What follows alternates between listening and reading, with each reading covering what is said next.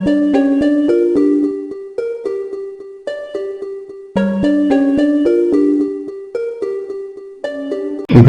MotoGPயோட final race.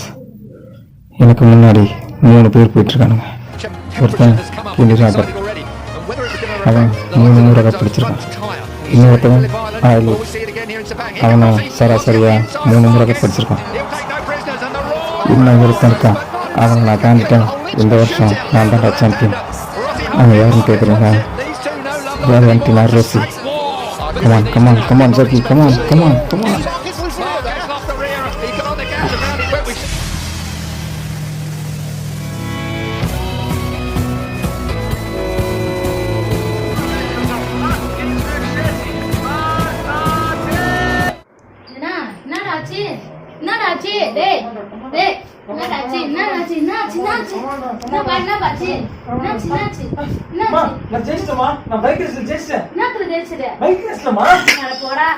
சைக்கிளே ஓட்ட தெரியாது, நீ வேற பைக்ல ஜெயிச்சா ஏந்தா? வேற வேலை எல்லாம் உனக்கு ஏந்தா?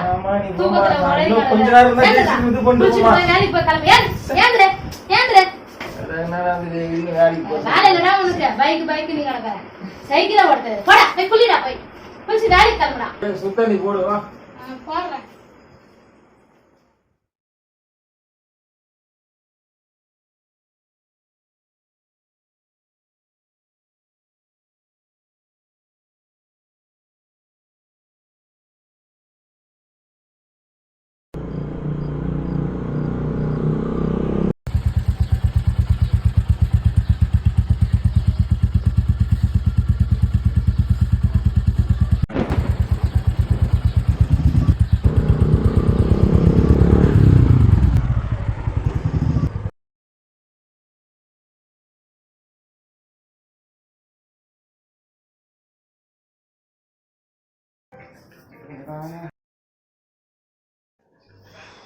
என்னப்பா அவ்வளோ டயர்டா இருக்கிற? மணி என்னாச்சு இவ்வளோ லேட்டா வந்துக்கிற?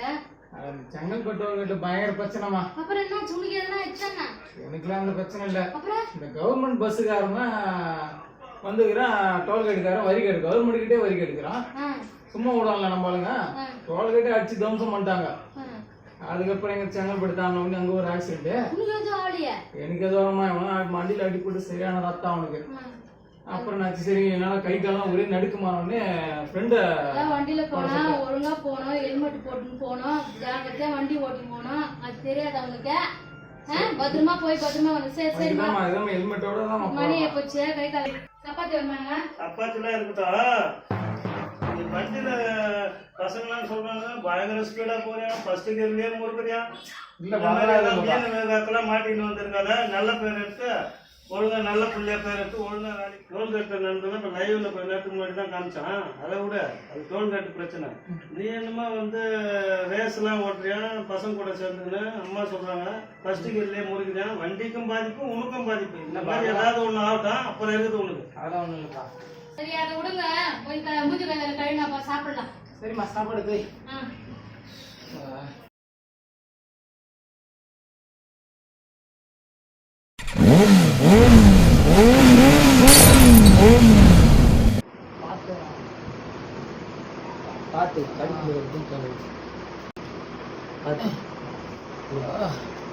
வலிக்குதாடா ரொம்ப?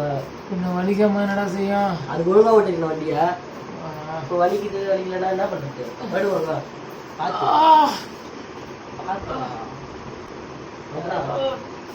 அம்மா கிட்ட நான் என்ன சொல்ல போறேன்னு தெரியல. வந்து கேள்வி போறாங்க. கூட சொன்னாலும் என்னதான் கேட்டு வருவாங்க.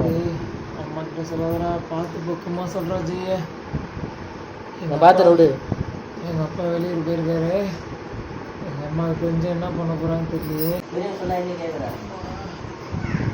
தொழியே எங்க அப்பா சொன்னாரு கேட்டியா பட்டு திருந்தனா அப்படின்னு சொன்னாரு. அதே போல நடந்தது. எங்க அப்பாவுக்கு தெரியாம பாத்துக்கடா. நான் பார்த்துட்டு கொஞ்சம் கிளம்புறேன். பார்த்து பத்திரமா சொல்றான். பார்த்து போடு. உடம்பு தலையில அடிபடுது, கால் அடிபடுது. என்னால முடியலையே. அடிபடுச்சு, தலையில அடிபடுது, கால் அடிபடுது. ரொம்ப பலமா இருக்கும் பொழுது அதெல்லாம் ஒன்றும் இல்லைம்மா, சரியாயிடுமா, சரியாயிடுமா, நீ பார்த்து. அம்மா ஏந்துக்குமா, அதெல்லாம் ஒன்றும் இல்லைம்மா. அம்மா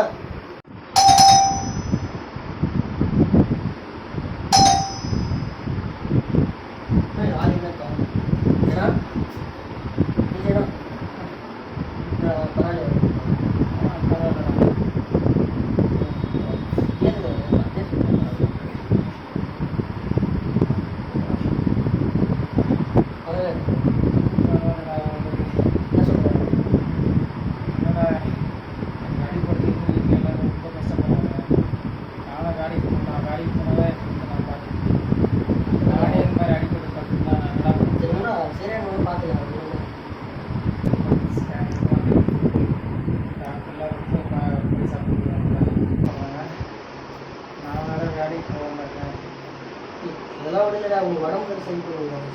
எவ்வளோ செலவு பண்ணியிருப்பாங்க செலவு இல்லைடா, கேட்டால் ஒன்று நான் தானே ஒரு இது பிரச்சனை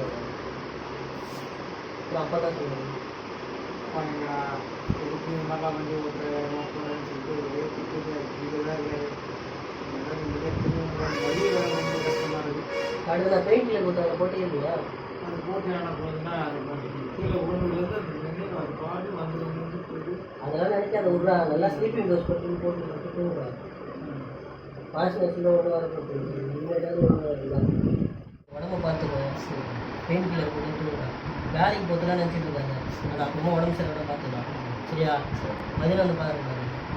வரலாம்.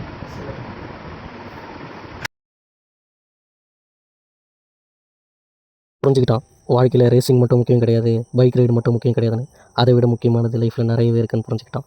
அன்பான பேரண்ட்ஸு, அழகான ஃபேமிலி, ஒரு நல்ல வேலை, அழகான வாழ்க்கை துணைவின்னு சொல்லிட்டு வாழ்க்கை இன்னும் நெடுந்தூரம் போக வேண்டியது இருக்குது குழந்தைங்கன்ட்டு. நம்ம பெரியவங்களாம் சொல்லும் போது நம்மளுக்கு அவங்கள பூமர்னு தான் தோணும்.